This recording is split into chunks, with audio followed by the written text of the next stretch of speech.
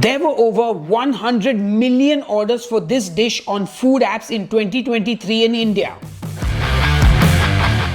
I'm talking about biryani, but mutton biryani.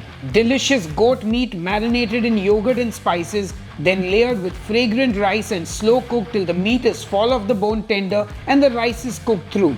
It's a one-pot dish that has most people drooling and wanting more. Horns up and welcome to Meet India, my series where I take you across the country showcasing the best meat and seafood dishes one state at a time. And today we're still in the state of Telangana in the city of Hyderabad because I just couldn't leave without making the world famous Hyderabadi Biryani. Now folks, I gotta be honest, Hyderabadi Biryani needs no introduction, but it is also a dish that is so spicy that I cannot eat it.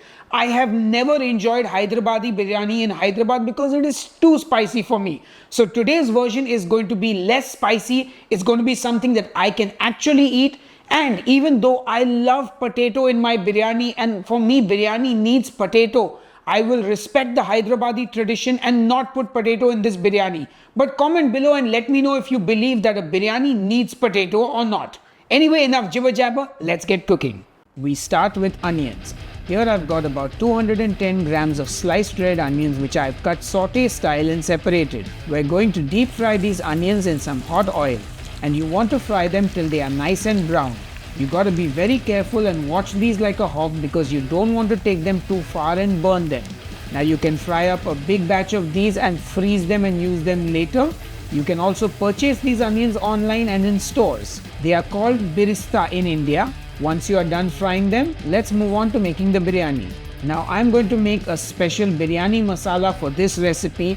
Normally you can just use the whole spices when you marinate the mutton, but I wanted to use this method to avoid having to deal with whole spices while eating the biryani. So to my frying pan I add 2 teaspoons of Shahi Jeera, 1 teaspoon Fennel Seeds, half a tablespoon Coriander Seeds, 4 cloves, 4 green cardamom, 1 stick of cinnamon, half a mace which is optional, and 1 bay leaf which I will tear into 2. And now I just get these nice and toasty and let them cool down before adding them to my blender jar and then grinding them to create my own biryani masala. It's time to marinate our mutton, and I'm using a biryani cut which you get at most mutton sellers in India. If you live outside India, you can read the blog post on headbangerskitchen.com for meat options and alternatives. We start by seasoning it with some salt, 2 tablespoons of ginger garlic paste, 1 teaspoon of turmeric powder, 2 teaspoons of Kashmiri red chilli powder, 1.5 tablespoons of the biryani masala I made, half a cup of mint leaves, half a cup of coriander leaves, couple of green chillies which I have de-seeded because I'm a spice wuss, half a cup of birista which are the fried onions, 1 cup of yogurt, the juice of 1 full lime, and then 1/4 cup of the oil that you fried the onions in. Now I get my sexy black glove and get to work mixing that meat into the marinade, and I give it all a good mix and then let it marinate for at least 2 hours. Let's talk rice. I'm going to use 2 cups of long grain basmati rice for this biryani, which I'm going to wash under some running water a couple of times and then soak that rice for a good 30 to 60 minutes.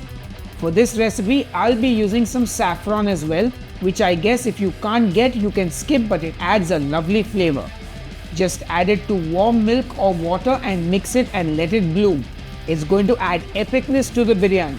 To make our biryani, I get a pot of water on the stove to cook the rice, and I add in some salt, 1 teaspoon of Shahi Jeera, 3 green cardamom, 3 cloves, 1 cinnamon stick, coriander leaves, mint leaves, and a few de-seeded green chillies.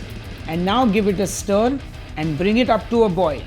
Then you add in your rice after draining it, and now you want to cook the rice till it's about 50 to 60% cooked. So this should take about 5 to 6 minutes.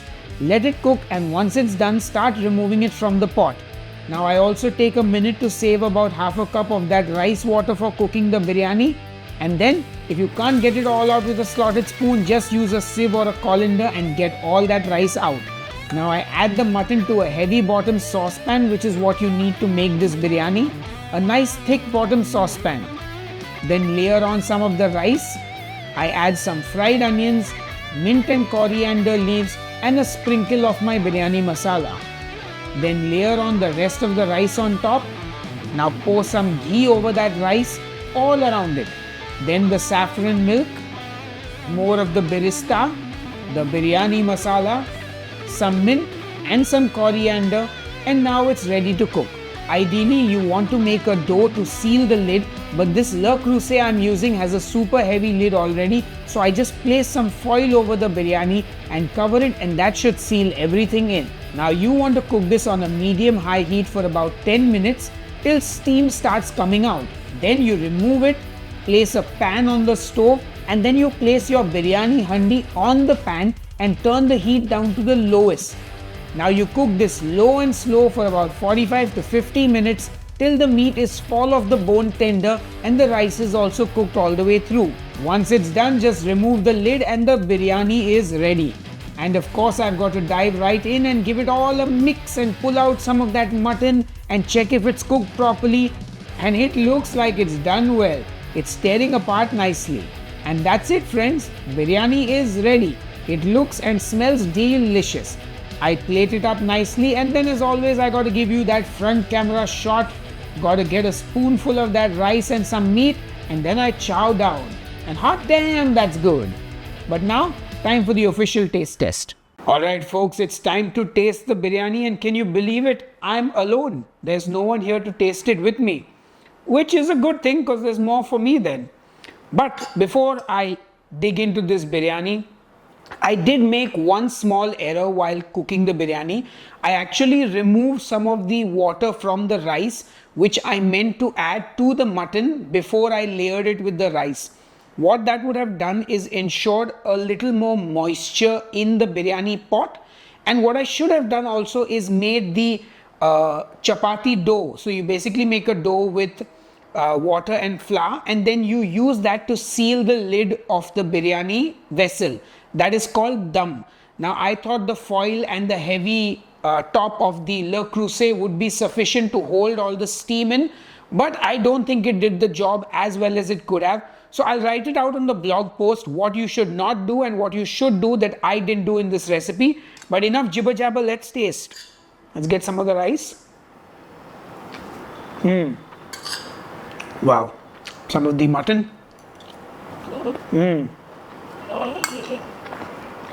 That is very flavorful. As usual, I love it because it's not spicy.